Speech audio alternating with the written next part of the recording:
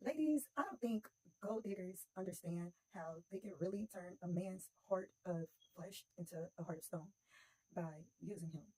Reflecting as a child growing up with my stepfather and my mother, like I mentioned in my last video, he never disrespected her, never called her out her name, never yelled at her, always just cooked because my mother couldn't cook. And he made sure the house was clean. We did chores, made it to the teacher parent conference, bought her school clothes. He moved us out the projects into a nice neighborhood in a black community with an apple tree in the backyard.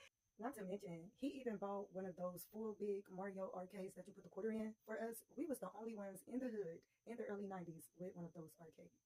He hand built us a stage in a basement to perform. Like he fed a lot of children in the community. Like he really loved children and was about family.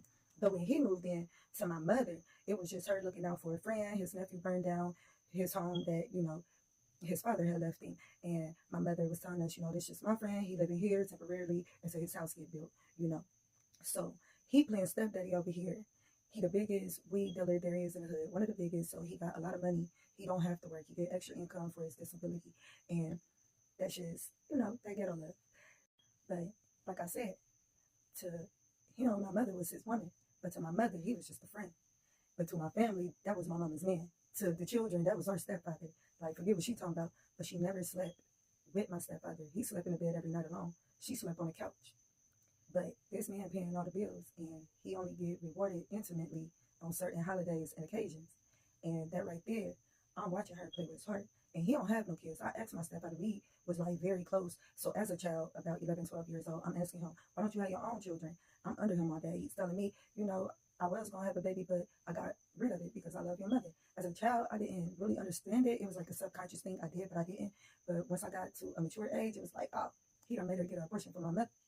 From this point, like, I don't know, my stepfather, he would be in and out of drugs in a dark place. And I started to watch him back then, the big drug dealers would cheat with, and just trick with young consensual teenage girls. And my mother caught him with a young girl. She did not like that shit at all. She put an end to it. Like, the young girl's mother talked to my mother and told her daughter was for sure about to not be messing with my stepfather. And I even seen, like, my stepfather, like, do some inappropriate shit with one of my first cousins.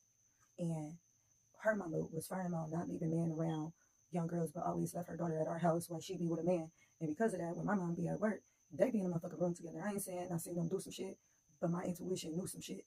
And I put this shit in my books, and I told my psychologist that was a childhood trauma to watch because my mama didn't deserve that shit.